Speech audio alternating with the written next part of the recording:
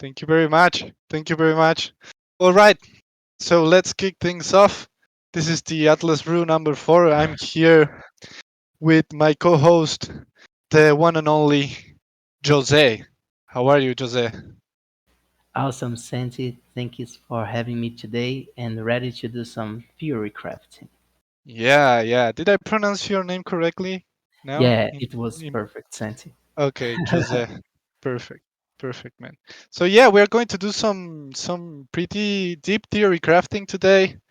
We want to this Atlas Brew. The main topic is what you guys want to see in the full game, and we want everybody like just to share ideas. I know that Jose has some of his own that we will kick off things with them, and we want everybody just to share ideas and brainstorm together, and we will be taking notes of this Atlas Brew, and also sharing with the Star Atlas team.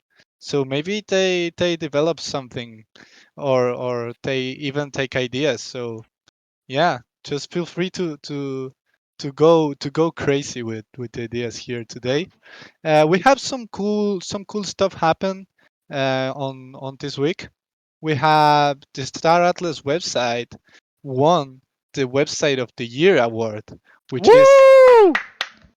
yeah. Yeah, I mean, this is like a win for the whole community because everyone just went and voted for us, and it's a lot. Like for real, winning the website of the year award, it's something big. So congratulations to everybody in the Star Atlas family. We did this together. I will be sharing the link of the tweet. So if you don't know, we use the Atlas Brew channel to speak. If you don't want to speak and you want to chat, you can type on the Atlas Brew channel. We will be reading everything. So yeah, that is something cool. We want the website of the year. We are going to probably announce as well on the town hall, but it's great and congratulations everybody. We did this together. Also, another highlight so far is that the Final Frontier actually was featured. The guild, the Star Oh Atlas Guild. yeah. Uh-huh. Yeah, the Final Frontier was featured in Cointelegraph, I think. Let me find the yeah, article it's again. Yeah, it was yeah. Cointelegraph, yeah. It was Yeah, pretty that cool. is Those that is press great releases as cost. well. I mean, you buy Yeah. those press releases. Do we have someone from the Final Frontier to give us some little insight on this, or we don't? I don't see anyone from Final Frontier. Arcs here. Oh, really? Ark, do you want to tell us like some more details on this? I guess he's Arknut? shy. Are you shy, Arknut? All right, I shared this as well on the Atlas Brew channel. And another thing, I have some little alpha for you guys. I know that you are anxious about what we are going to drop in the town hall, and I have like some classified information for you guys. Some Leak? little spoiler. Some little spoiler. So we are going to share some how to say it without leaking everything. Let me think. So we are going to Leak, share. I know leak. that you want the I leaks. love I leak. know that you want the leaks. I know that you want the leaks. But yeah, so what we are going to share, it's related to game mechanics for gameplay. So just for you to be aware, do not expect a video. It's related to game mechanics of the gameplay. Stealth. So that's the only thing that I'm going to say. That's the only thing that I'm going to say. I won't speak anymore because I will just leak everything. Okay. What did he say? So what? Oh my Sorry. god. What did he say? That's I not said nothing. enough. That's all. That's all. Stealth. Just I'm betting stealth. wait for Friday. Wait for Friday. All right. So let's kick the Atlas Brew, Jose. What do you think? Where do you want to start, my man? I wanted to start by discussing this alpha a little more, but since we won't get anything out of you, maybe we can start with some ideas for the politics in Star Atlas. You guys know that I'm in love with the idea of developing our politics or regional faction and police DAO.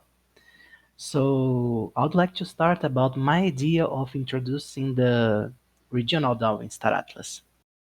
Recently I wrote an article about that, and it struck me as a fun way to start the political life in Star Atlas, like the regional life, the regional politics in Star Atlas. And in order to introduce this mechanic in a gamified way, I was thinking about what if Star Atlas started the game, the universe, without any regional DAO? And then each player would go to their home planets, the ones that they had claimed through the Cream event, and they would band together with their friends in the region, and they would trigger a start event. And in this start event, they would need to pull together their police, and once they have actually deployed enough police, they would trigger the beginning of their DAO. And the quantity of police that would be necessary to trigger this event would be calculated due to the size of the stellar system that they aim to create, like the initial order. And all those police that they use to trigger this event would also be the initial treasure of the region. And this is where I think that things get interesting. So yeah, this idea, I had this idea thinking about how many regional DAOs we want in Star Atlas. And I figured that the more regional DAOs we have, especially at the beginning, it will be better for the project. Because more regional DAOs means that the police will be more dispersed in our universe. So every single player will feel as if their police, even if you don't have the biggest bags in the market, will make the difference, especially in the beginning. And I would like to also introduce a new mechanic in the game called influence. Influence would be an in-game attribute of the regions of Star Atlas, which determines the political borders of a region and the assets that are under their control. So, for example, if your regional DAO has X in terms of influence, it would increases their border through faster or slowly, and they would keep increasing as long as the police contribution keeps increasing for the users as well, as a simulation of your actual influence in real life, like your political capacity of domaining a certain territory. And as you guys can imagine, at some point different regions' influence will clash, creating actual political borders between regions in Star Atlas. And this would be the only limitation for the possibility of growing your regional DAO borders, like meeting other regional borders or being limited in the quantity of influence that you have in your region. The region, this influence that I spoke of would be calculated using some variables, like the total amount of staked polis in the region, the player population established in the region, and the level of development of political and economical structures in the region. So it would be like, I don't know, have you guys played some sort of strategy games where you can actually spend your border due to your influence or your cultural levels? This would be something that would work as a strategy game in Star Atlas. And once the borders of the regions touched with each other, it would make possible for us to do some cool stuff. Like for example, you could fusion two different regions by triggering a police DAO vote on both regions. Or you could actually start a war, and the region with the highest influence could try to conquer the region with less influence, you know? And these mechanics would make the both treasures be integrated and shared between this new region that was being born.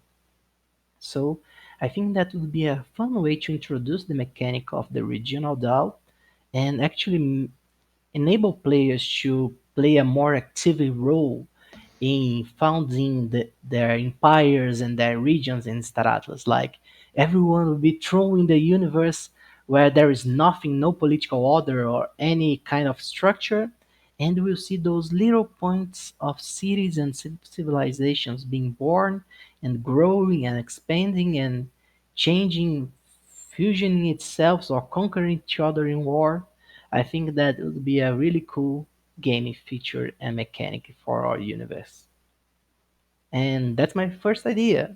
What do you guys think or have an It's idea about that? it's Pretty it's good. major easy. I hate it because it's just for the whales, right? It's polis. The people who've got the most polis have the most influence. If it was based off some sort of in-game thing that you could only earn in-game, then fair enough. It gives smaller guilds and solo players and kind of people a chance to have some influence. But basing it off how much policy you've got just means the people with the biggest bags, dominate. And that just makes the game, in my opinion, shit. Yeah, Yeah, that's actually interesting point. I I actually thought agree. I thought a way of maybe balancing that, uh, gathering more people to be in your region, or maybe we can introduce other elements like you can actually make quests or missions in order to increase your influence, maybe not only use police but aggregate other elements to help people get their influence in other ways. Yeah, but that's what I'm saying. I think if you do it, if it's influence based off other factors from in-game, then that's a different mechanic. But if you base it off policy to start with, then it just means the big guilds and the big people with the big bags dominate, which I just think will ruin the game. What would you say, Mr. Easy, if it was based both off of polis and things that you could do in game? So what if it was like half and half? Would you still think that's quote unquote shit, or would you say that's better? It's better, but I think your problem still is it's the big bags dominate.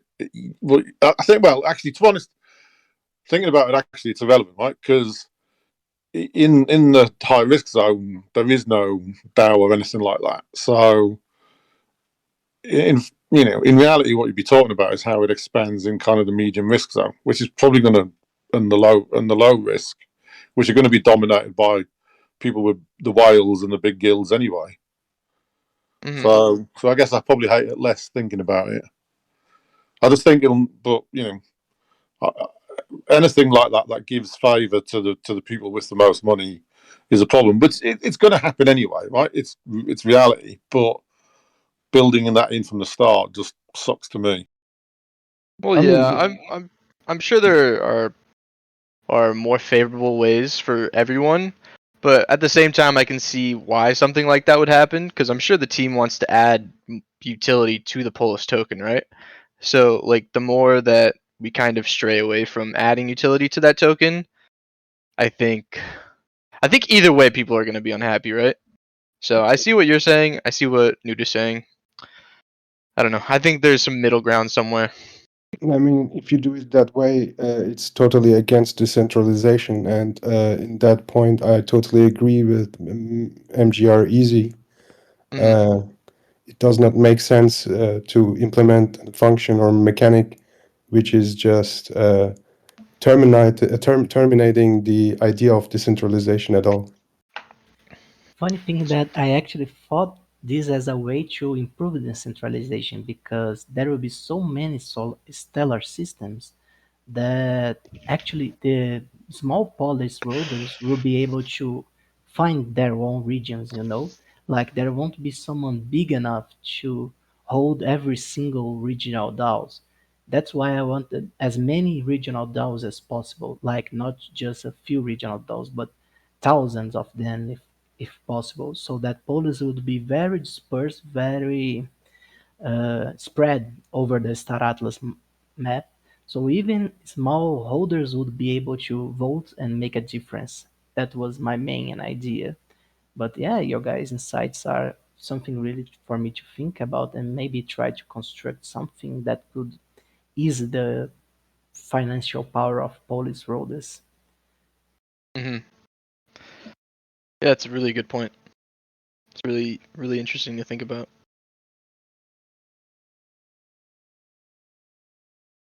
I really liked the idea that you guys were discussing earlier today about the espionage stuff. Someone would care to elaborate for us now since we have our recording going on? What was the idea exactly? A little bit. I don't remember it. I guess Diego and Oldview were discussing it.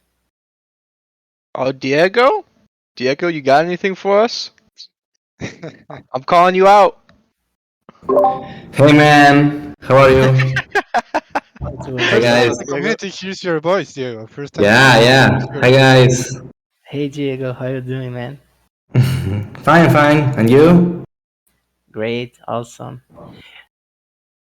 Well, it was something about the espionage gameplay, like the ability to sneak in a planet or in a space station, something like that. Oh yeah, yeah. I think that was me that was talking about Yeah, that. yeah, it was you, Dominic.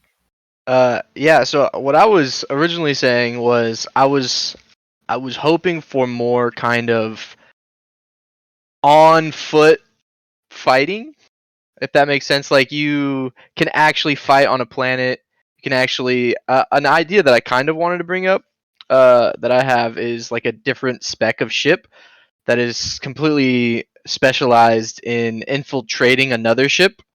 So like I don't know exactly how it would look like, but like what if there was a ship that had like a drill on it and you could drill inside like a Titan ship and actually get inside of it and actually infiltrate from within? I think that would be a really cool idea. I don't know if there's any plans for that, but I kind of just want more on foot gameplay because I think there's more opportunity for espionage and like sneaking, infiltration, planetary fighting. I think my ideal Star Atlas game is obviously dominated by space battles and stuff like that, but also has those kind of on foot wars and stuff like that. That's kind of what I was talking about earlier, anyway. Like a first-person shooter built into the game. Yeah, like I'd say like I don't know exactly how it'd be built, but I'd say like when you're not in a ship and when you're not like traveling in space or discovering things in space, like once you're on a planet and you're building stuff on a planet, I would think that you're first person, right? Like you're first person, you're setting up things, you're working on like a mining drill, you're working on whatever other machines are on that planet and you set up on your planet. I would assume that you're first person, right? Walking around and actually working on these things. So just my view anyway. Love to Yeah, hear your guys' thoughts on that. we have this. Actually have this confirmed, right? That we will have our first person characters inside Star Atlas. I don't know. I'm under the impression that we will actually be able to fight off invasions in our mining operations due to NPC attacks and some stuff like that. I I will check this out, but I think that's something totally possible, and I think that is really cool gameplay, like the ability to, I don't know, infiltrate yourself in a planet or some place, and you go there, hack the shield of the planet, and it suddenly goes, "Ooh," and then your armada comes and start bombing the, nudging the planet up. It would be really cool. I would like to play that. Yeah, we asked because the pirates obviously we want to take ships. We asked about being able to do something similar, sneak on board a ship and take it from the inside. And Yeah. the dev said they wouldn't probably do that because they were worried about ruining people's investments in big ships because obviously we'd target the Triaros and C11s. But they're thinking about a way of making it happen. So it sounds like there is possibilities of first person stuff. Because yeah, I lost you, easy. Yeah, we kind of yeah, cut out. yeah. I was just saying it'd be great if there was some sort of first person fighting thing. Yeah, I don't necessarily also think that just because you can infiltrate like a trio or something, that means that people will automatically lose their asset. Like if you have a trio, that means you automatically have more personnel on your ship as well. So theoretically, you'd be able to handle if someone invades you, like one small ship invades you or something like that. But I think if 100 ships with drills that can infiltrate your ship attack you from the inside, I think they would still beat you from the outside. So I mean, I don't think it's a huge deal. Just my view, I guess. But I'm hoping there's first person gameplay or third person, whatever works. Yeah, the same. I agree. I don't think it'd be that big a problem. I think it just add a bit of fun. Mhm. Yeah, I agree. I agree. Regarding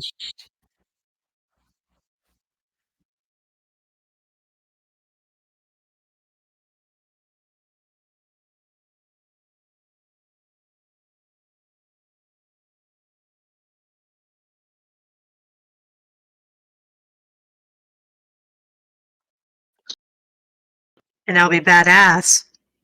Yeah, imagine us defend our ships like the stormtroopers in Star Wars, I don't missing all the shots. I don't think I'd be a fan of like maybe like one ship kind of infiltrating and then just shutting off the whole entire ship. But I think I would be a fan of like one ship getting through, right?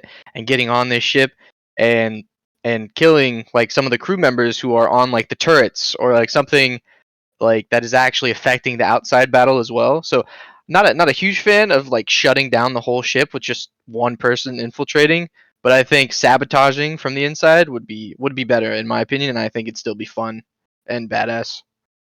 Like seven Yeah, warp drive.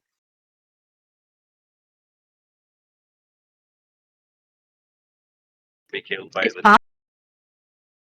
Yeah. yeah, this kind of mechanic is really cool. And It's Yeah, possible. I would like to see something like you disable a ship or kill the pilot and it's stranded, and then you use your tractor beam to get it into your cargo bay or something like a bike is attacking you. You shoot the pilot, and then the bike is drifting there. You take your tractor beam, put it to your cargo bay, and you got the just NFT go. from the other player. Yeah, that would be sick as well. This is really cool. I like that. Well, I maybe mean, not do totally we actually disable it. know Just that? Sorry. Uh, maybe not do, totally disable it. Just weaken it, like the jump Yeah, drive. exactly. Like Push. weaken it. Yeah. do we actually know that we can exchange the owners of the NFTs like for the ships? I hope yes. That's I a don't know. great question, I always technical thought question. I always thought you destroy them and then maybe loot the modules and the crew in their pods or something like that.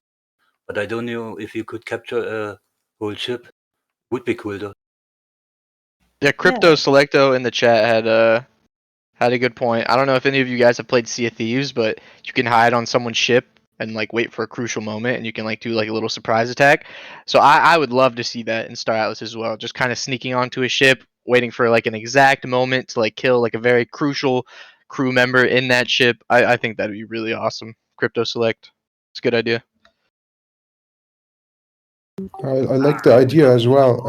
I mean, we had this guy before who was playing Star Citizen. There, it's Me. possible that there was possible where you just can take over the ship, but the main issue I see is like the technical side of it. If you capture a ship, you have to transfer the ownership of the NFT from the first owner to the second owner, and that means that this transaction has to be, how can I say, automated and verified and stuff like that. But I think that's easy, you know. My idea would be like if you start your mission, you fly out, you sign the contract, and then your ship is in escrow, and whoever brings it back, he gets it, you know, something like that. If you have a big ship, that would be really crazy, right? But if you go to the high risk zone, you take that risk, you know. Exactly, that's true. this is awesome. Guys, you have an idea about ships designs, like the concept of ships that you'd like to see in game? I have one that's like for the Oh, Tufa manufacturer. I'm I next. I dreamed about a ship that would like a big jump from Mario 64. something like that, and that would be a melee ship that would actually try to eat away other ships in space. That would be sick. You said a melee ship? Yeah, a melee ship, man. It would look So like a so like rock. it, so like kind of like the equivalent of I'm playing. Oh gosh, what's the new game everyone's playing right now that everyone's dying in? Gosh dang it! Elden I Ring. literally Elden Ring. Yeah, there you go. Like in Elden Ring, there's like different classes and there's like range. So you're saying it'd be like the equivalent of in like Elden Ring, you have like an axe and like a ship has like some melee components where like you can like run into the ship or something and like Yeah, look what I sent in the Atlas-brew, something like the chump from. oh my god. That would be crazy, man. To eat all I, enemy ships. Ram I into another ship. that'd be actually super interesting. Yeah, man, imagine that you go like a rock, you stay stealthy, and when people passes by, you chomp them up. That would be cool, man. That kind of builds off of the idea I was talking about earlier, where there's like a my idea was there's like another spec of ship that specializes in infiltrating like these larger ships, and maybe the spec would be like drilling or something. And I guess you could qualify that as a melee ship because you kind of have to run and ram into the ship and actually drill into the ship so you can get on board. So yeah, no, I like your idea because it kind of builds off of the idea I was talking about. Imagine the panic, man, when the guy see it closes in and he's trying to leave and he can't, and oh my god, I'm gonna get eaten. You know, the rainbow chi actually looks like it would already do that. It looks like an axe on the front. The And rainbow chi looks like an. I gotta hold on. Let me look at that actually. yeah, that looks like it would be able to slice right through anything like a butcher. Like a blade, right? Oh yeah, I could see that. I could see that. That'd be really interesting actually. Where it can like run into things and it kind of like slides off, but it also cuts at the same time, so it doesn't And I may damage your be ship. mistaken. I may have misinterpreted, but I want to say that the chi and that whole the rainbow line, like the Mhm. abilities could involve being able to like morph into a different shape or something. Because it's like liquid. If you see some of the other images, you get that idea of like mercury, like liquid metal. Like what's the dude from Terminator, the one that would just melt into like a pool of metal and then reshape into something else and keep going. The T100. No, T-Talk 2000. Yeah, Okay, yeah, that yeah. is interesting. P4. Imagine the Titan ship of the Fotoli manufacturer, like being able to change specs. Like he has a fighter spec, he has a bombardier spec, he has a fighter spec. That would be sick, and he'll be able to change between forms. That's crazy. I like that. Yeah, that's actually that's a good idea too of ships that are multi-spec or maybe even like they can morph into a different spec. There's like Hearthstone cards that kind of like they have like a choose one kind of game mechanic where you can kind of choose which one to do, and because it's so flexible, like the abilities that you can choose from aren't as powerful as like one who specializes in it, but having that flexibility is still really really really good. I really like that idea too. Yeah, this is crazy. If someone I else guess has those so. crazy ideas to share, please do, Oh, I guys. do. Go for Please it. do. What about some advanced stealth mechanics? Like some stealth ships. Like, for example, have some sort of ship designed, like, for example, like some black. What was that black plane? That was very stealthy back then? The SR-71.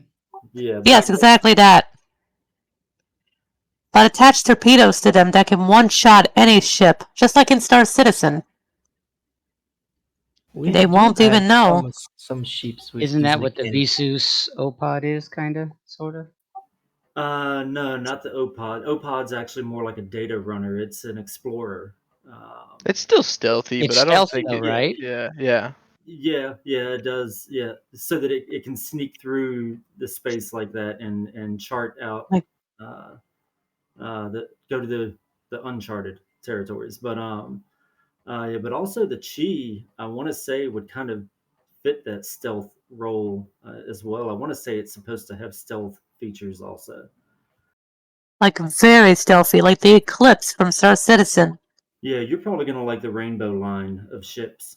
I'm sure there's going to be another one at some point this year. I would assume that's all speculation, but we've got two rainbow line ships on the market right now, the Chi and the Ohm, and that kind of gives you an idea of the theme and the potential Hmm. of that manufacturer's designs. But yeah, The I think we bounty have hunter ships ship, that. Go for it. Go for it. Go for it. that bounty hunter ship, the Visus, that's also a stealth ship, isn't it? oh the Yambwe. Amway, how do you pronounce it? The Amway. Yeah, the Amway. That could almost double as what Yeah, she's talking about I too. actually have two of them, but I've never heard anyone say the name. I always just read the word. I don't know if any of these ships are particularly specialized in stealth. I think kind of in the descriptions they talk about it being stealthy, like maybe it just like has less like radar emissions or something where they can be detected or something. And it sounds like the person who's talking about like something specialized in stealth, like they want it like fully specialized in stealth, like they can go like invisible. Uh, Alex, if you could kind of Yes? talk about like what specific things are you looking for from like a stealth ship?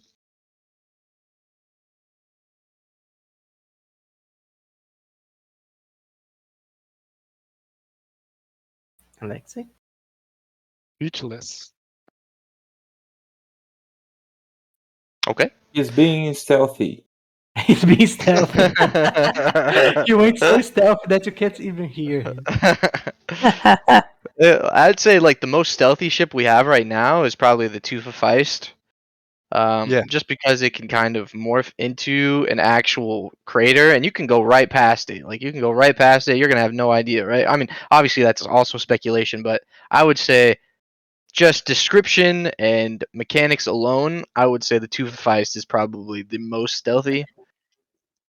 Does it In my have opinion. one-shot torpedoes? I doubt it. This kind of thing is not gonna be common in Star Atlas. I don't know. Maybe from bombardiers, maybe. But I would also like to highlight Ark, the leader of Equinox idea. Hey guys, currently in public transportation, hard to talk. But I like the idea of a modular science vessel, something you can deploy in deep space to do deep space scientific research. Models can be swapped to include things like highest level medical bay, radar, biodomes, chemical manufacturing, and mineral research center. This is really interesting, Arc. I like that. Chip focused on research. This is cool. I wonder how that works. So medical bay, radar, biodome, chemical manufacturing, and mineral research center. Okay, yeah, that'd be really interesting. It's like a flying station, space station, right? Yeah, This is cool. that would be cool. And what you guys are thinking about in terms of deep space playing regarding the factions, You think that Photolis are good guys? I have a theory about that. What's your theory on that?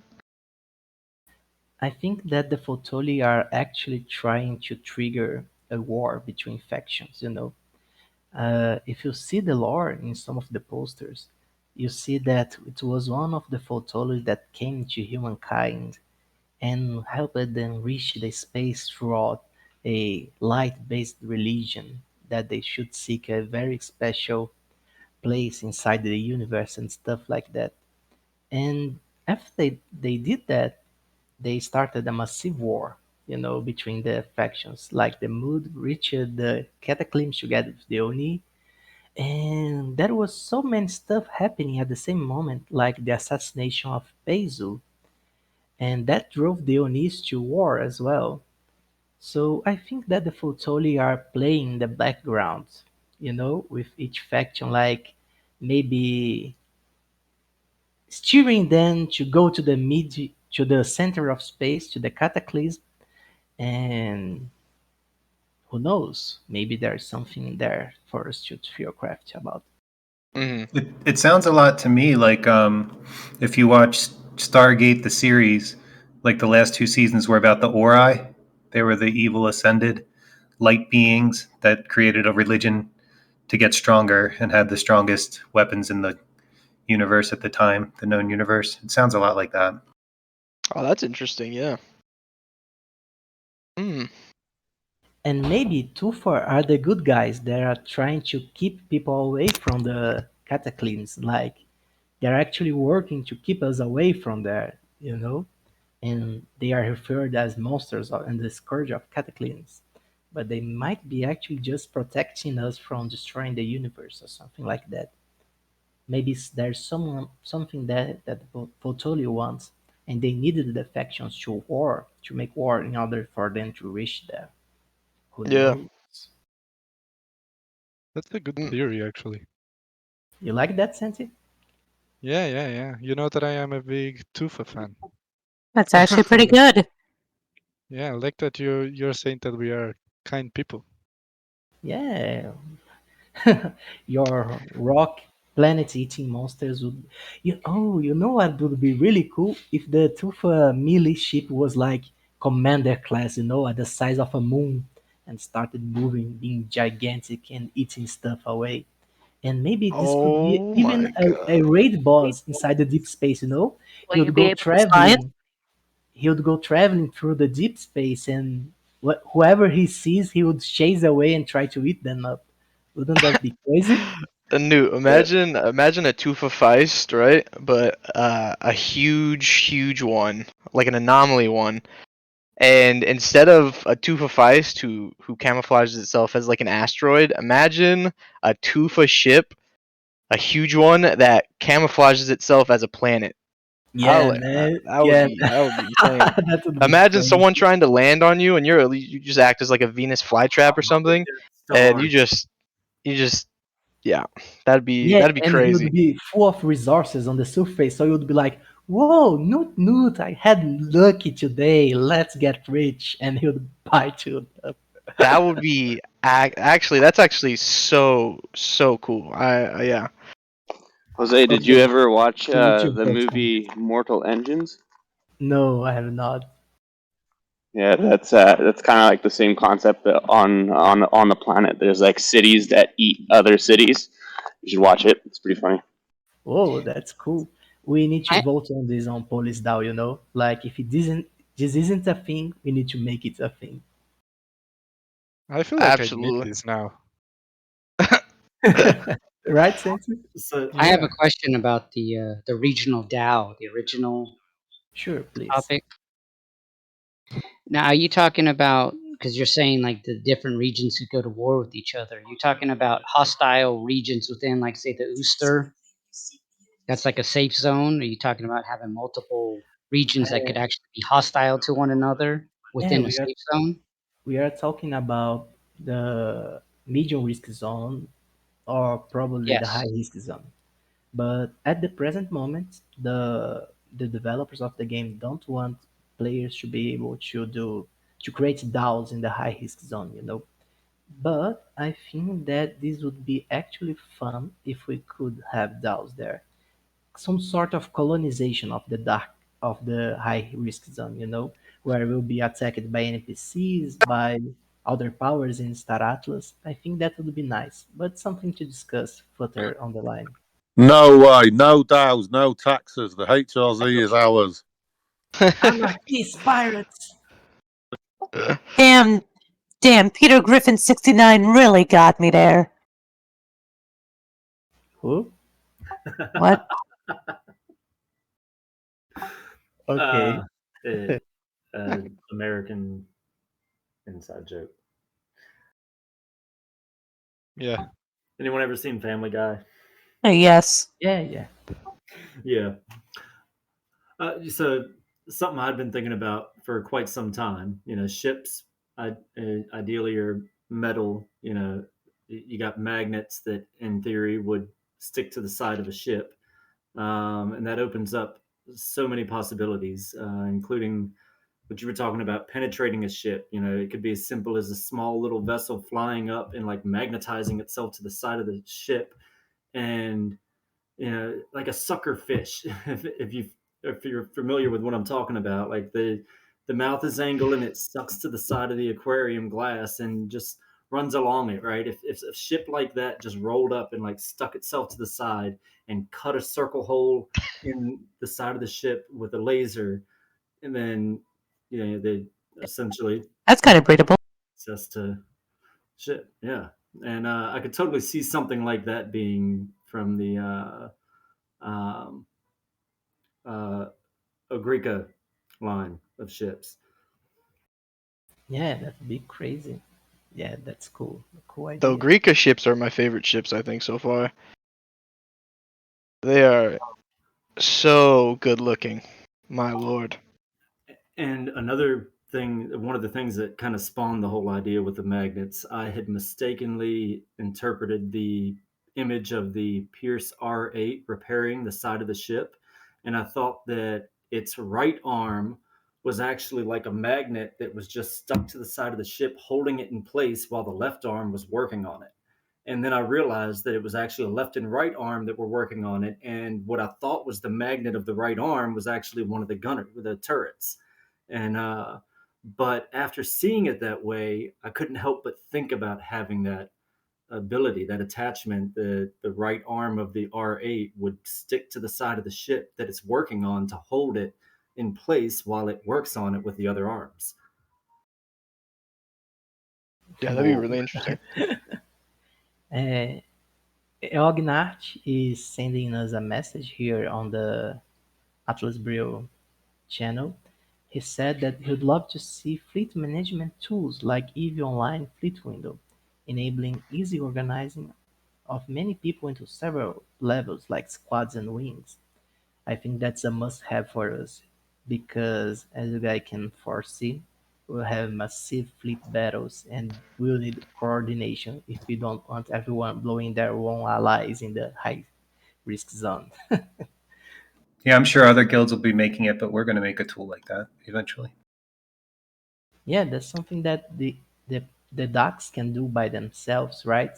They and this is something that I it's good that you said that because lots of the things that we want to see in the full game of Star Atlas will be actually made by the community, you know.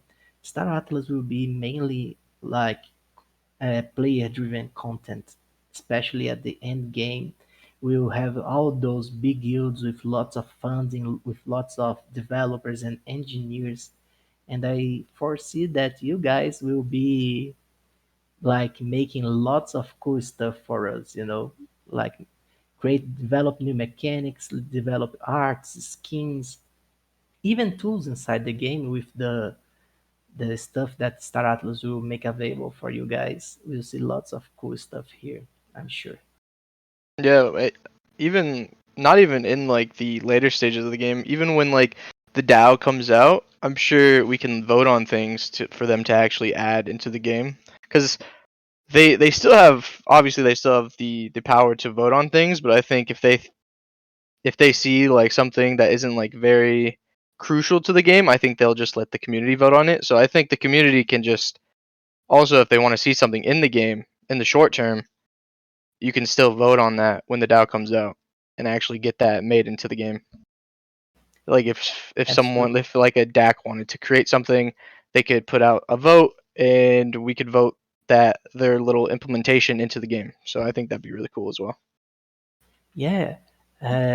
Like, for example, I would really enjoy the ability to search for artifacts, you know, inside the high risk zone, for example, like a career about like an explorer or archaeologist, you know, like would go to the ruins of old civilizations, you would learn. Maybe you could even uh, find blueprints of ships that are forgotten, that doesn't belong to any manufacturer inside the current space in Star Atlas universe, you know? Stuff like that would be also really cool. Yeah, I agree. people are talking about different biomes in the Star Atlas Brew channel, like maybe an underwater world.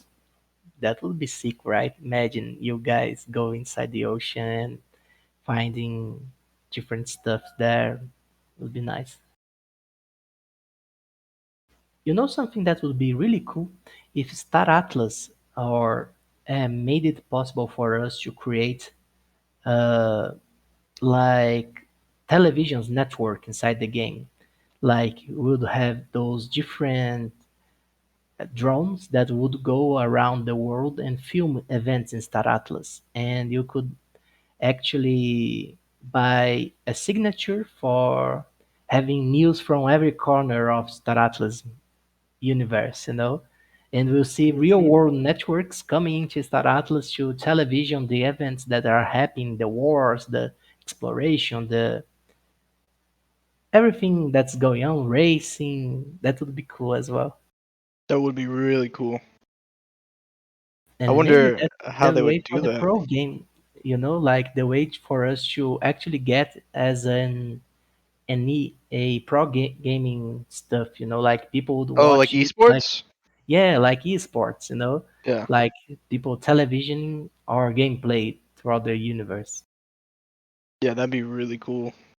A lot of my time, a lot of my free time is in esports, so I would love to see more esports, especially in Star Atlas.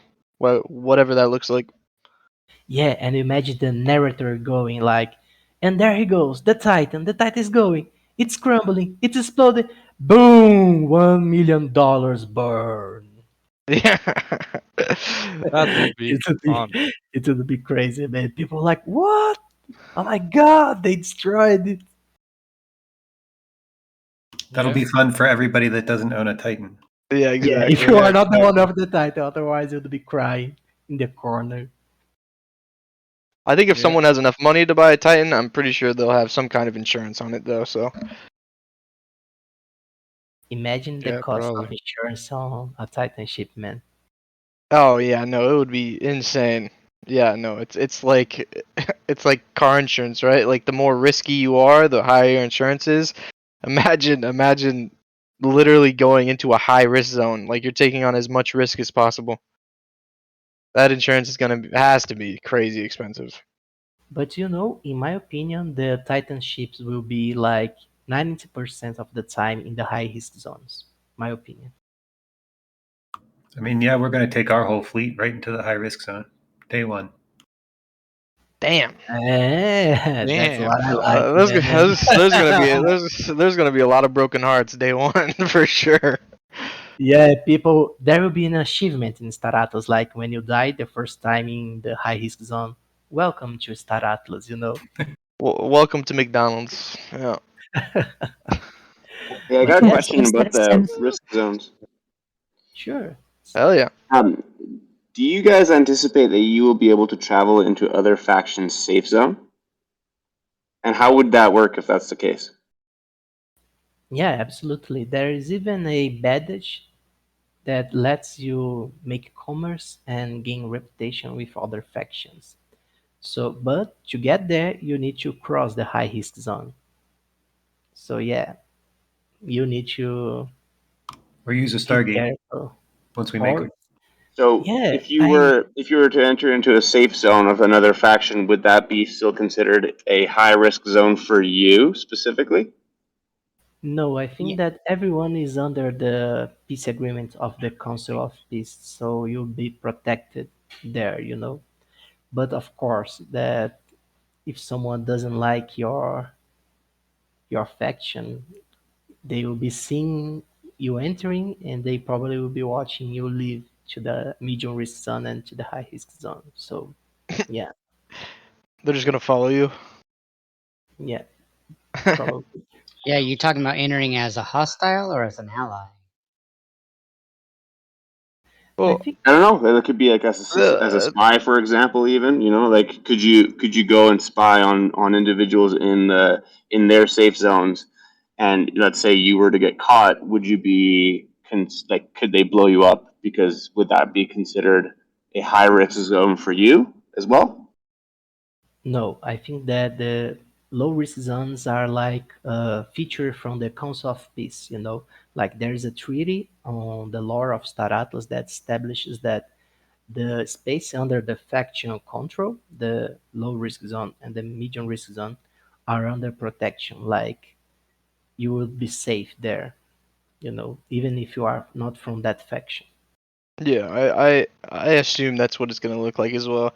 I don't know how many of you have played New World, but you can go into like other factions kind of territory, and no one can like attack you or anything. It's not like you're friendly with those people, but you can still go on their easy. I mean, not easy, but their low risk zone, and like, because I'm assuming as like Oni, you go into like Mud faction, you can go to like the Mud territory and buy like Mud stuff, obviously for probably a premium, but I'd assume that's how it works, and no one's gonna attack you when you're in those low risk zones of other factions. It would Yeah, be pretty cool to see if you had to like purchase like a pass to get into those safe zones. Oh no, I think there is one actually. yeah, there is. Uh, Yeah, there is a faction badge that allows you to do that. I have a yeah, question the about that. What if you don't? faction meta pass. Sorry, go for it. What if you go in the safe zone without the pass? Uh, I Sorry, man, didn't your understand. audio was kind of bad. That'd be a horrible idea without the pass. What if you go in the safe zone without the pass? Oh, I think you might need the pass to get into the zone. Is there I Maybe an don't know. if you invisible wall shut it stopping off. you? I think there's a lot of speculation there. I mean maybe like literally you need the pass to actually get inside their safe zone. Like I don't know, maybe there's an NPC or something that won't let you in unless you have it. Maybe they won't let you inside the stations, you know, like Or the space stations and territories like that, but you would be able to fly across the galaxy. or It's a free maybe galaxy. maybe you can actually go into whatever faction you want, but if you don't have a faction pass, like the people of that faction can kill you if you're in there without a pass or something. I prefer that one.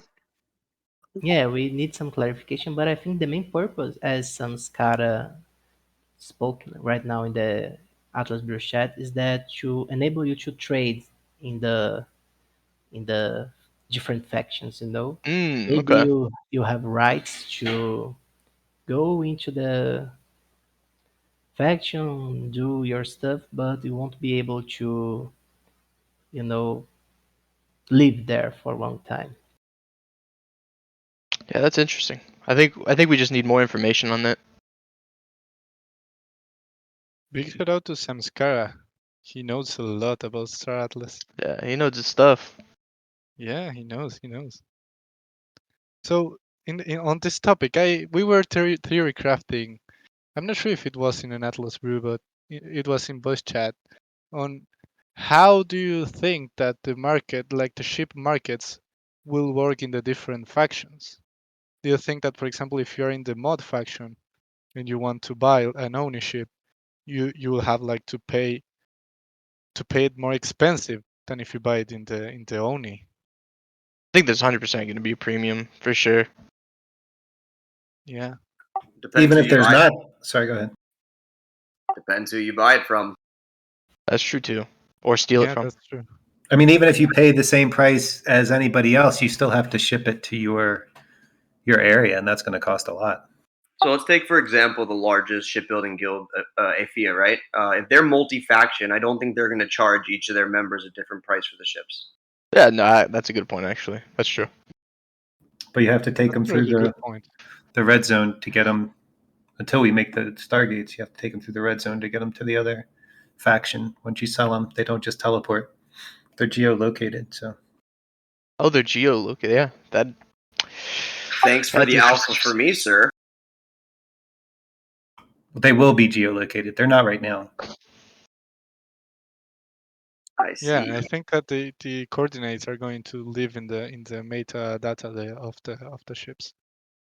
That is super interesting. Yeah, Huh. that opens a whole new conversation on logistics and transportation. And You said You have to take it through the red zone, correct? Yeah, Yeah. you need to take it from to the red zone. Dude, that sounds like hell. Holy crap. Sounds like heaven for me. In Yeah. one Heaven of for a my pirate. articles, I spoke about the logistics industry, and I think that they will dictate the dynamic of the economy in Star Atlas, because you will only be able to buy like raw materials in an instantaneous manner, like you click and you will receive the ores. But if you want to buy anything from the guys, I got to go right now. Sorry for interrupting like this. I'll try to be right back. Just a moment. I'll add on to this. I think knowing that now, that I totally forgot there's a high risk zone between like factions. So transporting a ship, I feel like it's gonna almost be like you're walking down like your high school hallway and there's a bully there and he won't let you through unless you pay him. I feel like there'll be a lot of that. That's Like you Bomber. wanna, yeah, that's bomber. So like instead of like always fighting people and like stealing what they have, because you're wasting resources as you do that as well. So it might be better for pirates to just be like, hey, you want to get through this, you're gonna have to pay us like this fee instead of actually just stealing it. I think there'll be like obviously there'll be stealing, but I'm saying like it won't cost you any resources at all to just be like give us money or we're gonna steal this by force or something like that. You can Yeah. also just throw your ship in with the however many other ones that Club and Bulk are running this month. But we're not going to do that every day, and people aren't always going to want to pay our prices. So It's a good point You mean too. like for transportation? yeah, I mean that's one of Bulk's big tasks that they're going to perform for the IA is helping with transport. So Club's going to do that too. We're going to be really involved in security, and we plan on moving ships back and forth. Yeah. It's definitely, in my opinion, going to be Coyote? a big part of the game. Yeah. Yeah, Someone security wanted is to gonna be talk? super important. So Oh, I need to get with some of them and build some alliances. Like I said, I haven't joined any club, any guilds yet, but I am set up for transport and security.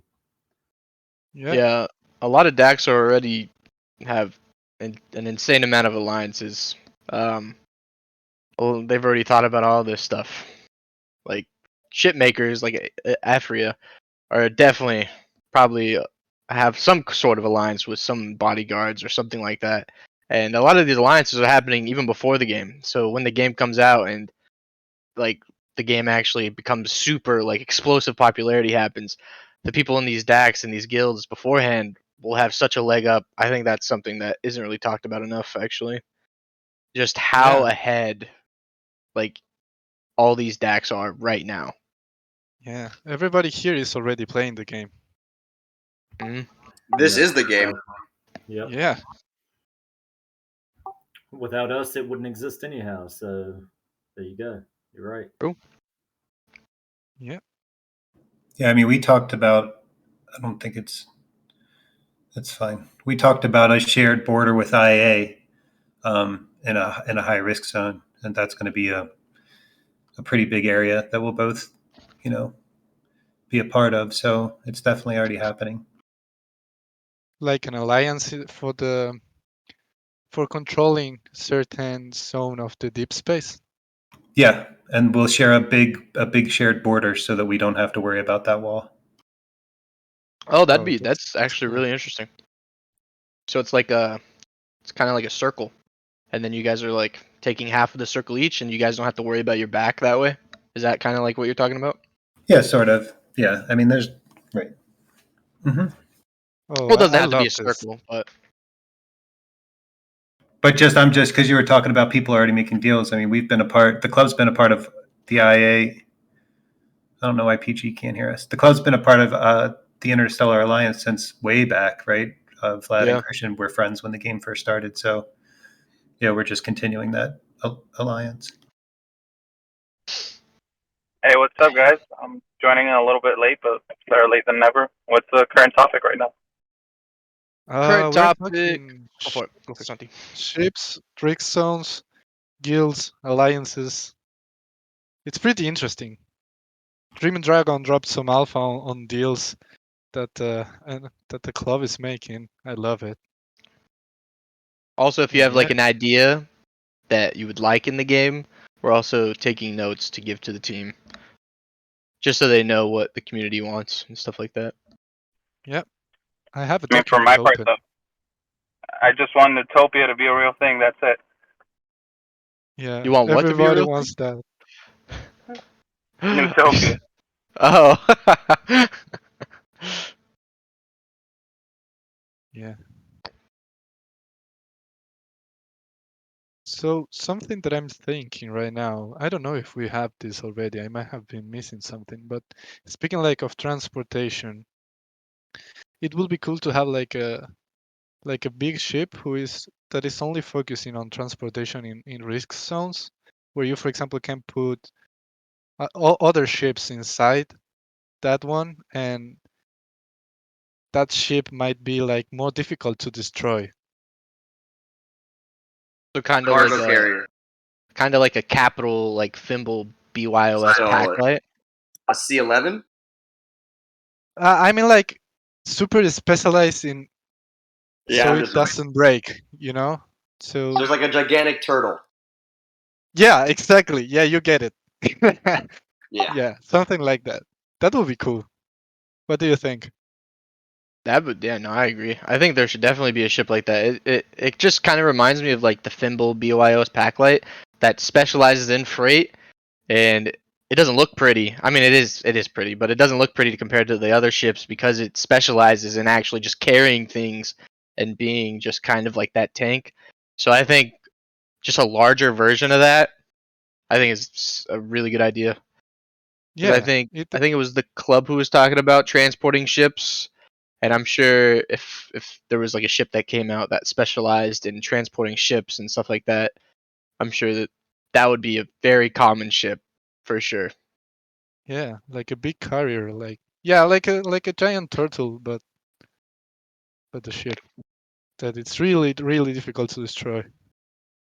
You don't want to know what I would do with that ship. Yeah, I don't. I don't. It will be like the biggest enemy for you, a ship like that. I think you're mistaken. A pirate counter. Yeah, anti-pirate ship. That would be cool. Anyone else has any ideas that wants to share? Yeah, don't be shy. Put your ideas out there. Yeah, imagine if it gets implemented in the game after this. So the other issue when it comes down to resources is also going to be fuel and food. So on the topic of fuel, I know that like fuel can be obtained from basically if you've got a mining operation, some of the resources coming out of the ground may end up being fuel and not whatever material you were after. But aside from that, especially for space exploration, it would make sense if kind of like Elite Dangerous, you got like a fuel scoop and there's certain stars out there, like a fuel star. Not every star is the right type of fuel, but you just fly around it and scoop energy basically and continue uh, on exploring. Yeah, that's cool. That's really cool. Because I mean, there's not going to be any gas stations or anything out in the unexplored parts, especially in the high risk zone. So gotta find a way to harvest fuel out there. I Well, think people. I Yeah, think I've I'm sorry. Go I think there have been like businesses, like not businesses, but Dax have talked about having like a bunch of kind of gas stations, if you will, in the high risk zone. Um, just so people have somewhere to stop and get this fuel. I think it'll be a pretty lucrative business. My only thing is having a business in the high risk zone. I think is just going to be insane because they're going to see like pirates, and then the pirates are just going to be like, I don't want these people to have gas and then like boom, just blows it up. So I, I don't know. I know people have talked about having like a gas station business in the high risk zone. I just don't see it actually happening unless they have like an alliance with pirates or something where they get like a certain percentage. Could they buy some type of neutrality? What do you mean by neutrality? Like somehow be neutral to all the factions in the high risk zone, specifically to sell fuel. I don't know if that would be possible because to actually build something, you have to be a part of a faction, right? Like you can't just. I don't think there's gonna be an option to be neutral, but You it's don't an have to interesting be a point. part of a faction. You can be Oh, you factionless. don't? Oh, that's. I learn something new every day.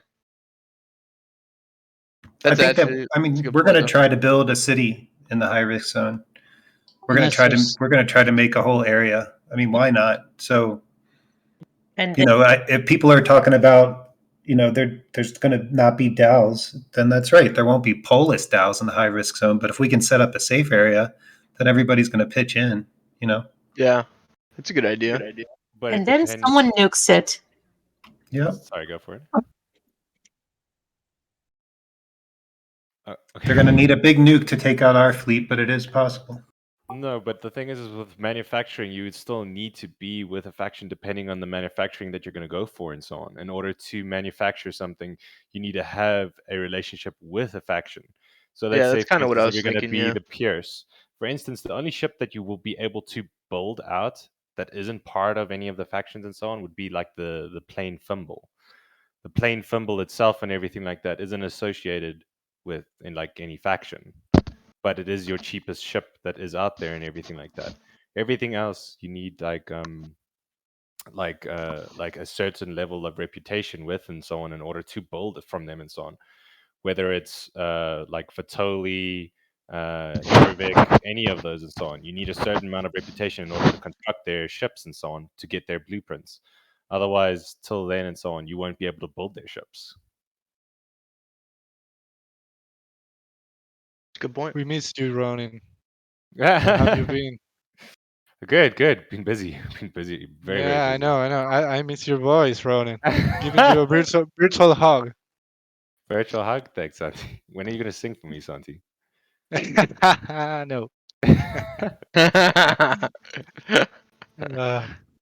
Yeah.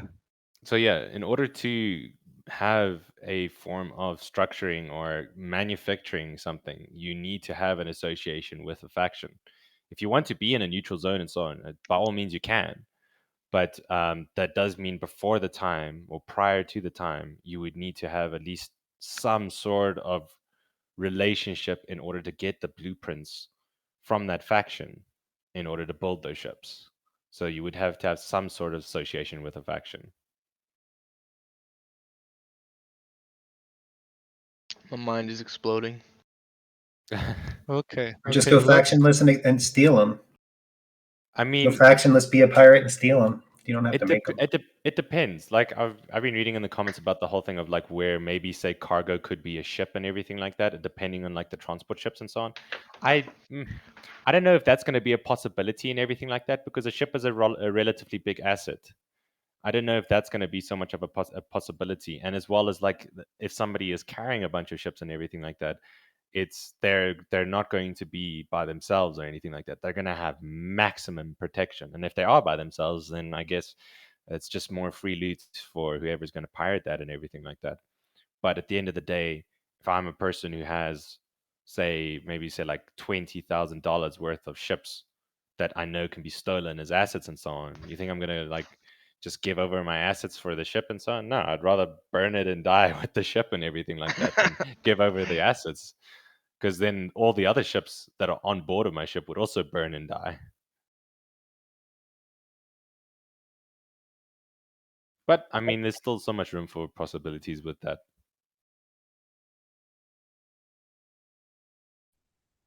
I guess I have a quick question regarding like the autopilot um, part of the game. I'm assuming that even if you log off, your ship remains in the spot in the game. Is that correct? So Yeah, so if you're gonna log off and everything like that, you basically where you have logged off is where your ship will still be when you log on. But your asset, the ship itself, will no longer be present in the metaverse at that time till you are logged on again, from what I understand. So your asset Even in will the high be risk exposed. zone. Yeah, I believe that's also something like that. So there's a little bit of a controversy there, because let's say I am surrounded by an enemy Yeah. and I log off. What Oh, there's happens gonna be then? a timer. There's gonna be a timer. You can log off, but that your asset will still stay there. If Yeah. there's gonna be a timer. In most games and Fair so on, enough. there's always that possibility where you can log out. I mean, in high risk zones. I mean, take Albion Online for instance. Albion Online has the black zones. The black zones are your most dangerous zones. But in order to log out of Albion Online in those zones, you have a minute timer that's ticking down the whole time. So you can't move. If the moment you move is the moment that timer resets itself. So you I you see. literally you literally will be on a timer, and like people are saying as well. Like if you get hit, that timer resets. It literally resets the whole time. So people will not be able to combat log and to Gotcha. save their assets. And let's The say you're only doing like a. Go yeah, ahead. go for it. No, go for it. No, I was just gonna say, like, let's say you're doing like some sort of transport, like you're transporting a freight through a high risk zone. You have to stay online the whole time. You can't just put your vehicle on autopilot, even if you have the ability of being destroyed. So I believe you would have like an autopilot functionality and so on in order to get to your destination. But I mean, like, what's that going to save you from? I mean, like, you switch on the freight and then you're going to go to sleep and so on. I mean, if your ship gets destroyed in that zone and everything like that, you will your fleet is your Of freight is course, yeah, lost and everything like that.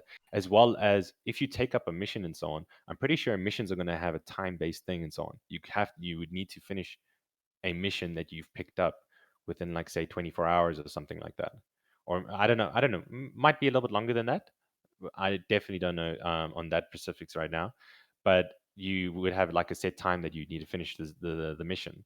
So if you were to log out and you were to go over that set time and everything like that, I mean, you're not going to get any more rewards from that mission, for instance, if it is in a high risk zone at all, depending on the mission. that makes sense. I would imagine there's also going to be different length missions at some point where you can have a mission for 24 hours with a certain reward, or you can be devoted to an 8 hour mission that pays a lot more. Yeah, there will definitely be diversity in missions and things like that. And well, we'll just have to wait and see exactly like what's going to be more rewarding and things like that for the short term and so on. Remember, this is all still there's still like so much development that has to go behind a lot of these things and so on. But the main thing is and so on is that the missions and everything like that is capable of being done. But yeah, I definitely think there will be like short term missions and then long term missions as well. It'll be interesting to see, like, even just to see how it's structured, because yeah, let's say you build like a space station or a city out in a high risk zone. If you have your ship docked on the station and you log off, like, does is just because you're in a high risk zone, you'd have to have some sort of timer again. It'll be interesting to see how they structure that. What do you mean by that? Like, since that you logged out there, it takes like some time to log back in, or is since that you're in the space station now, you're kind of like in a sense safe? Well, that's what I mean. Like, are you safe because you're in a high risk zone, right? Like, would you have to travel back into the safe zone for you to log off, even if you've built some sort of station out in the high risk zone? No, I'm pretty sure if you're out in the higher zone and you have that timer that's ticking down and so on, there may be like a structure where depending on the zone, there may be like longer timers to log out. So let's say like medium zone may have like 3 minute timer. Maybe say like red zone has like 6 minute timer to log out or something like that. Because or whatnot. It doesn't either which way. It's I don't know exactly the specifics behind it, but how I would believe it would be structured and so on with in regards to space stations and so on is if you have permission to dock in a space station and that space station is not currently under attack, you you would be allowed to log out faster. Like then the timer would basically decrease because now you're technically in a safe space. You know what I mean? under their protection or whatever. Correct. Under the protection of that space station. And that space station allows you to log out quicker because, you're docked now and everything like that. So I would say like that's a possibility, maybe. But still, like, yeah, there'll probably be different timers depending on different zones. Until you log in the next morning and we're unfortunately losing a horrible war and you're docked in the space station that's being attacked. Yeah, I would be very sorry for you as well. Have one of those NHL goal alarms above your bed if something happens. But I mean, like, that's not a bad idea. That's the amazing thing about the SDK that's going to come in about and so on. You're going to be able to make things where if, like, if your property or your land is being hit, you could make a program that would basically fetch the data that something's under attack, and that may come and alert your phone or your watch or whatever, maybe your PC or whatever, just sends a notification in order to inform you that something's going on, for instance. Absolutely. Yeah, we're speaking about achievements, in-game achievements in the Yeah, Atlas Brew chat. I can see that over there. Yeah, I'm personally, I love them. Like, that's what makes me go like hardcore in games, stats and achievements and all that. And we were speaking about the possibilities of having like achievements in the game. Like, for example, when you travel, I don't know how many kilometers in deep space, you get like a badge that is also like an NFT, and that you can even sell if you want. That would be cool. Yeah, Something like that. that'd be actually really cool. And if they tied like maybe to certain kind of achievements, you get like a little reward. So like, what if you travel a certain distance and then you get like a nice little spray that you can put on your ship to like customize your ship a little more. So you get something unique from doing that. And I think that'd be really cool. I think there's a lot of things you can do with achievements. Yeah, Yeah. I think one of the biggest things that could be a possibility for the future and so on is where achievements would come in like you said, in a form of an NFT. And then if you have the art gallery section on your ship and so on, you could have like a section where you could put your achievements as badges on the walls of your ship. Or even if you were to have like a living quarters down on a space station, you could take these achievements and put them on the walls of your living quarters in order to show people exactly what you've done and what's been going on with it. Yeah, something that we're speaking there in the chat is, should the achievements be tradable like as No, NFTs? What do you I think? Like, I don't believe they should be tradable. An achievement and so on is something that you've earned as a person and everything like that. Maybe say like if there was a cosmetic added to it or something like that, maybe then that becomes tradable. But that's still a heavy maybe as well. But otherwise, yeah, achievements themselves and so on shouldn't be tradable. You don't want somebody who hasn't done something to be verified for something that they haven't done, for instance. I totally yeah, agree with maybe that. Yeah. maybe you can have like, if you go and see the achievement that someone has, you can see like second owner or something like that, Yeah. so you can tell. Maybe, But Or, but at the same time, I don't think they'll ever be tradable. yeah, yeah, I don't think achievements should be NFTs just so they're not tradable. Because like Ronan's saying, you don't want someone to get like the craziest achievement in the game and then just sell it to someone who like uses it as like clout or something. Like, If oh, I they did this, but they never did it. they get yeah, punished with a they get punished with a impersonator badge or something like that. Well, like Sam Scara said in chat, I mean, what if you sold, let's say I got the rarest achievement in the game and then I sold my wallet? I would Well, imagine the achievement nothing goes you with can it. do, right? Yeah. Yeah, I mean, if people are really going to go to that lengths, I mean, there's certain things that, I mean, there's nothing that people that Star Atlas team can basically do to prevent that. But I mean, at the same time, I mean, the person can brag all they want and everything like that. But if you were a person who successfully achieved that whole thing, and you were to talk to them about that whole thing, and they couldn't explain it to you, you'd know they're fake right away. Yeah. yeah. That's something like that's actually like new in the gaming space. Like, That's a great question. Should achievements be tradable? That's super interesting. Hmm. In my opinion, you in some way you should be able, like, you should have the ability if you want to sell what you achieved. For example, if you don't want to play anymore or something like that, you like cash out and sell the achievements or something like that. I don't Well, think. Sorry, you go for it, Dragon.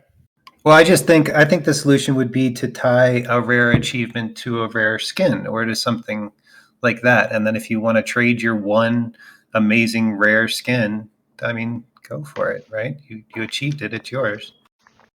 That's a really good idea, actually. It's I'm part of the taking free notes. market, right? Yeah. Mm. But yeah, like if it was a cosmetic that came with it, like you guys said, like a spray or a skin and so on, then yeah, maybe those will probably be tradable and everything like that. But the achievement, like the whole badge itself and everything like that, that shouldn't be tradable, not even in the least, because that Yeah, I person don't shouldn't think take so credit for either. that.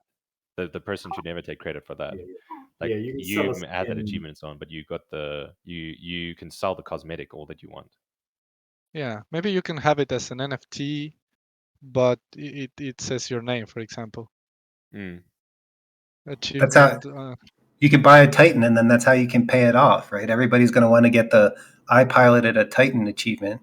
So you just charge each of them however much Atlas, and boom, you paid for your Titan. Boom, business idea. Dang, It's that that'd is be interesting. brilliant. Yeah.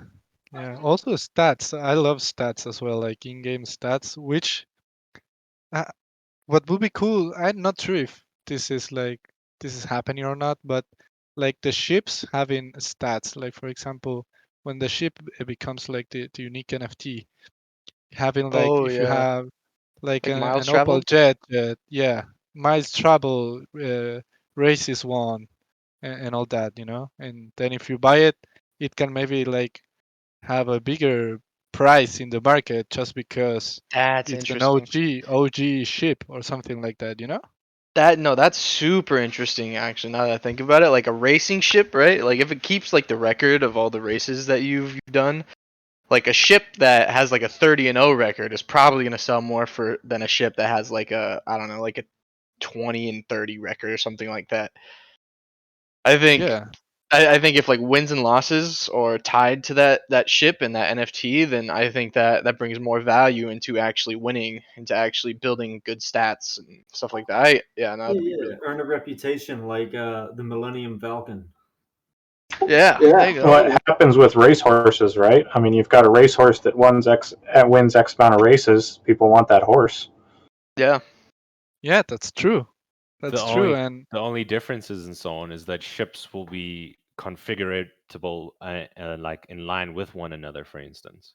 So Hmm. you could configure a ship in the same dynamic as the one that's currently winning the most. But then the person behind the vehicle and so on, who's actually piloting the vehicle, if they understand the how should I say it, the mechanics behind operating that vehicle at its most optimal, hey, then there. So it's more so that value itself and everything like that in a product, which may be a ship and everything like that, might not be as high or as great as more hiring the individual who's behind the piloting of the vehicle.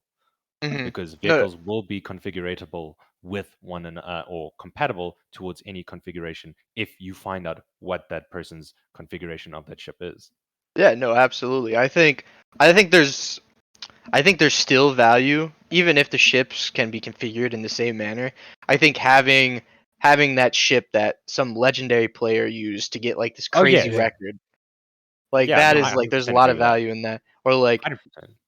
having that 30-0 record or something is still like valuable, but I know what you're saying. You can configure it any like without buying the 30-0 record ship. I just think there'll maybe it just increases the price by like $1 or something. Nothing crazy, but if there's like some legendary player who had like a crazy ship, it'd be cool to have their like 35-2 record that they went on this massive streak in and beat everyone Oh good. yes. No, yeah, that 100%. would be dope. I 100% agree in that regard and so on. Where, but it's at the same time it's like that. Like I said before, it's the player who will define like basically Yeah. the ships and so on. So it's not Yeah. how the ship has been configured and so on. It's the players behind the ships and so on that will Yeah, but definitely. if Ronaldo hands you a ball from the championship that he used to score a goal, that ball is lucky and it's better than every other ball on the planet. Yeah, yeah, exactly. To Yeah. customers, yeah, To it doesn't have customers, yeah. any further value than any other, but it has that kind of value from where it came from and the Yeah, story behind so it. I 100% agree that value dependent on like the players behind the vehicles and so on will definitely be something that'll come into play. 100%. Yeah. And I would love if some artists would be able to modify their ships like with some paintings and decals and something like that, because then of course some famous artist who's modifying the ship makes the value of the ship much higher maybe. That'd be interesting. Yeah. I mean, the SDK is going to allow for that kind of stuff to basically be implemented in some where, you would have third party integration where you could basically define or make a system where that is a possibility and so on, for that level of customization. So editable skins? So more so, not so much edible skins, I would say more customizable, like, or custom skins, basically, in a sense. So long as it's within the parameters that the Star Atlas team puts in place and everything like that, skins will be a big thing for this game as well. It's not only the ships themselves and so on. The skins will be a big thing. I mean, skins has been a big thing throughout multiple games: CS:GO, Dota 2, League of Legends, and the list carries on and on. Absolutely, that's what I'm missing actually, that you are able to put in your own creativity on your ships, right? But what you need to understand right now is that we're in the infant stages of Star Atlas. I mean, like there isn't anything for UE5 out yet or anything like that. With it, we're waiting for the showroom and everything like that. So you might be missing that right now, but the possibility for that in the future is 100% there. I mean, CS:GO's like customization and so on, they came out with it first. They made the skins themselves, and then they put it up to the public to start making the skins and vote the skins in and so on. That makes absolutely yeah. sense. I think cool. Yeah, the possibilities are really limitless in this case. Yeah, but realistically, it's going to be what 5, 7 years away. For Don't get it. customization skins. Yeah, Probably, yeah. It depends though. It genuinely does depend on how much the team firstly grows by, and then how much more of the development comes into place and so on. But yeah, realistically and so on, what you need to like aim for with Star Atlas and everything like that and so on is that necessarily you're trying to set yourself up currently and everything like that, but you're more so looking to not set yourself up, but your next generation up for inheriting everything that comes with Star Atlas and so on. That's the nice thing about Star Atlas is that how you structure it and how you think about it now is that when you do play the game and everything like that and so on, you're going to enjoy it, but those assets that keep on growing and growing and growing and growing further are not necessarily going to more so benefit you, but the next generation that comes around and so on as well. So you're setting yourself not only yourself up, but your next generation as well at the same time. My daughter isn't even a month old yet, and it's perfect timing because she's going to grow with this game and she's going to inherit this game, and she'll probably be playing it by the time she's 7, which, think 3 to 7 years from now, that's about what we want to see in the game, right? So, she'll be playing it hardcore by 7. Hell yeah, that's Yeah, badass. and that's the thing and so on. It's like for me and everything like that. Like this game, I'll definitely play when I'm older and everything like that. But am I setting this up for myself or for my future generation and everything like that? And it's mainly for them and everything. I enjoy what I do. I love what I do and everything like that with the Star Atlas itself and everything like that. But I'm setting it up for the future generation and everything. Aren't you afraid that the bigger expectations can lead to a bigger disappointment? I mean, Not really, because I would say, in a sense, it's more so how people are perceiving the expectation and everything like that. What you need to understand is this is like literally we're on the forefront development of what this product has to offer. the amount of virtual reality that's going to be brought in and everything like that, the amount of effort that's being brought in, the financial aspect behind it, and everything like that. Lots of games, companies, and things like that aren't doing the same as what we're doing and so on. I understand people have an expectation when it comes to a game and everything like that, but what are the future applications for this? We have a far more diverse world and everything like that. What's coming about and everything like that. Everything's moving across to metaverse. A lot of things are going to Web3 now and everything like that.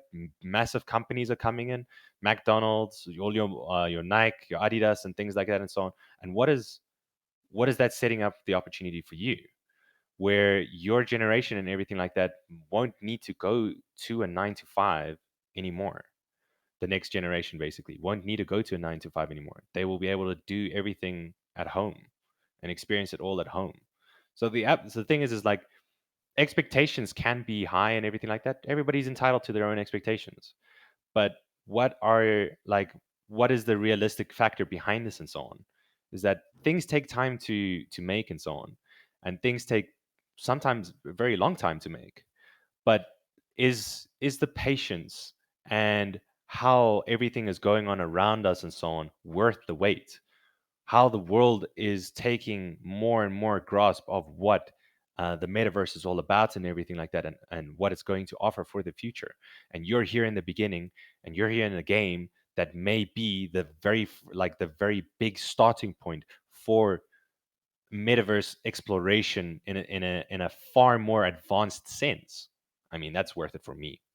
I mean, I guess the same was thought when Star Citizen just started, like 15 years ago, and still in development, of course.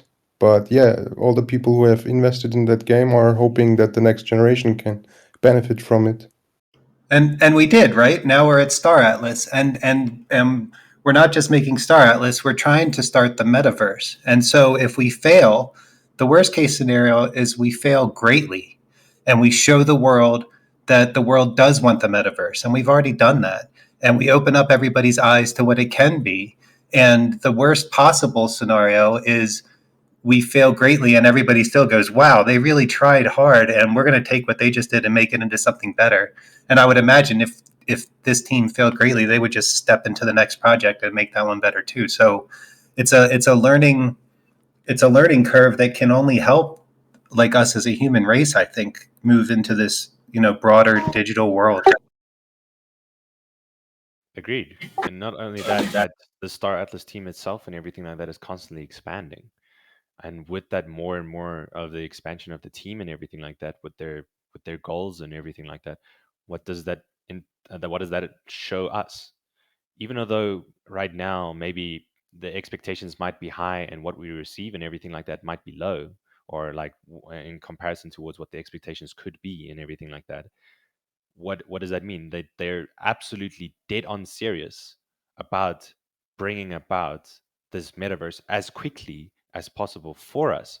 But in that saying of quickness, it's also to make sure that everything is working 100%, to make the fairness of how this all goes down across the entire board equal for everybody, because you don't want anybody to be taking exploits or using exploits within this game in order to benefit themselves more so over than you or somebody else.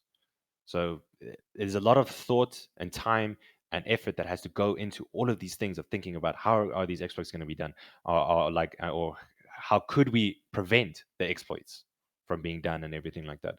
So it's just the whole thing about time and just waiting more so for more people to come on board and everything like that.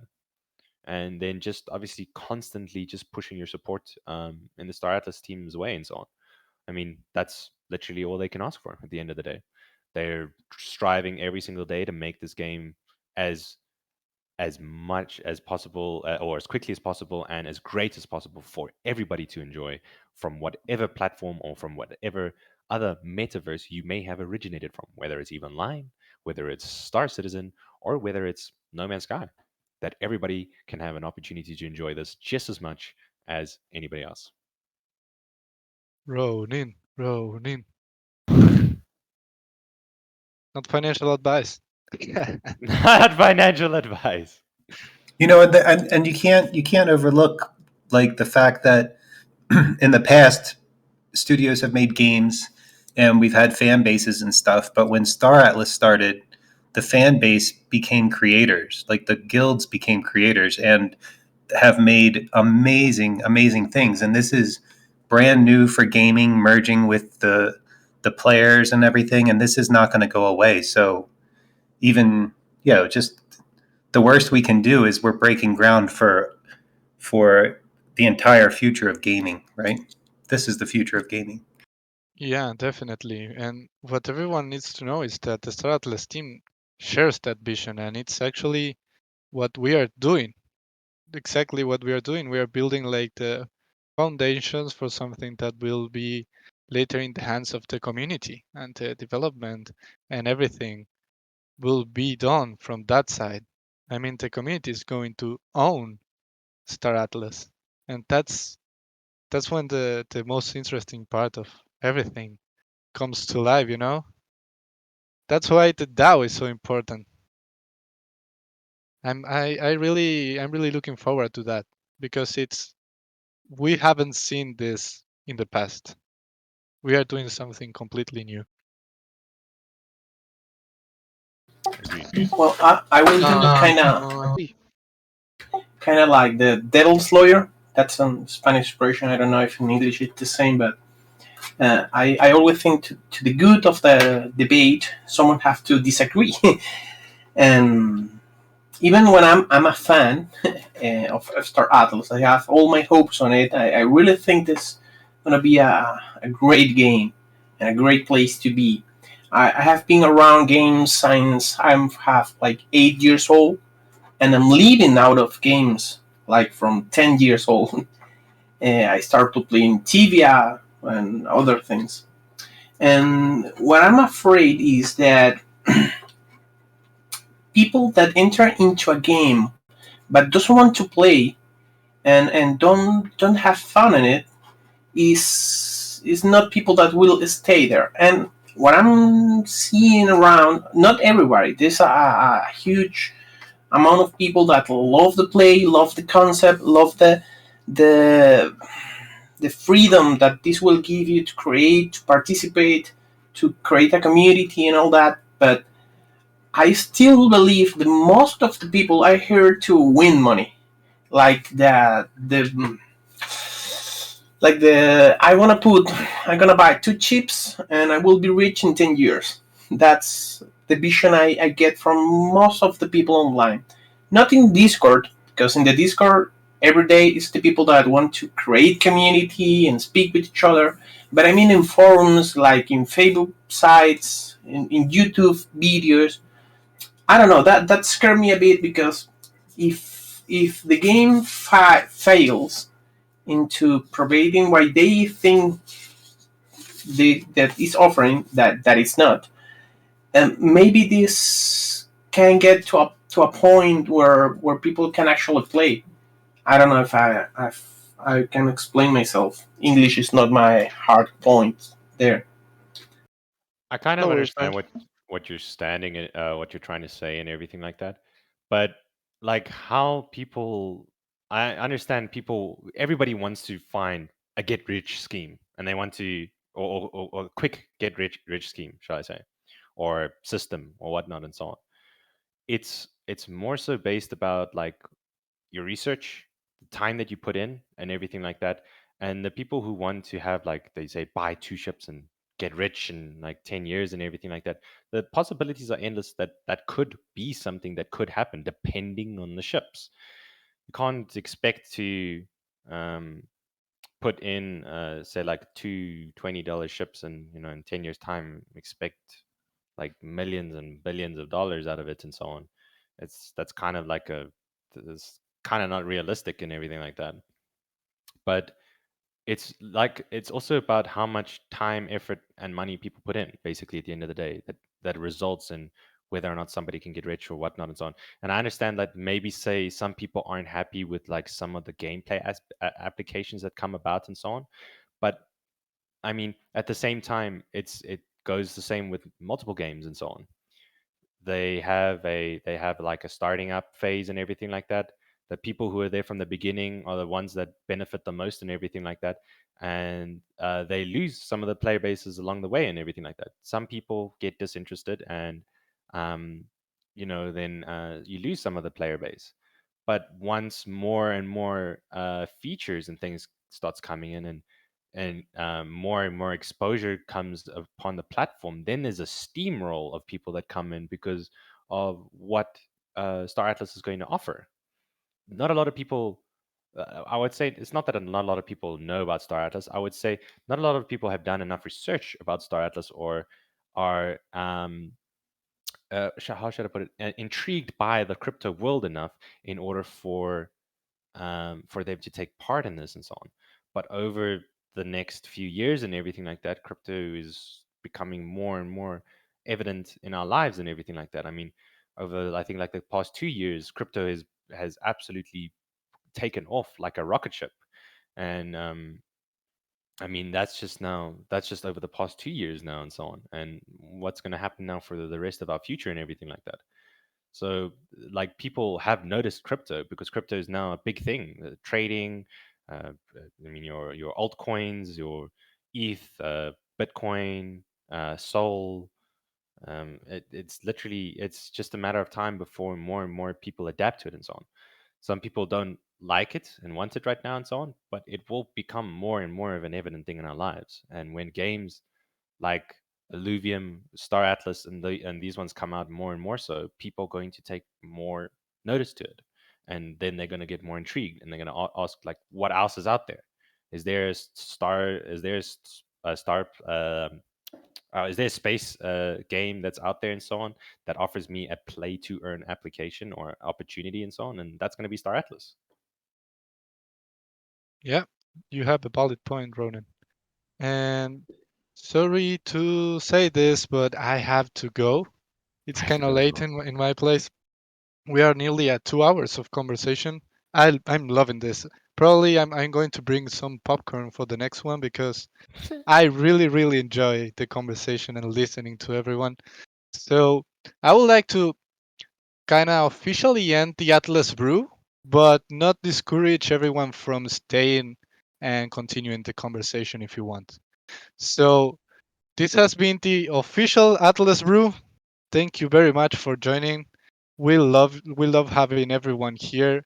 We love talking, we love brainstorming, we love going crazy with ideas, and we really appreciate everyone who comes here just to listen, and also the people who come here to share ideas and everything.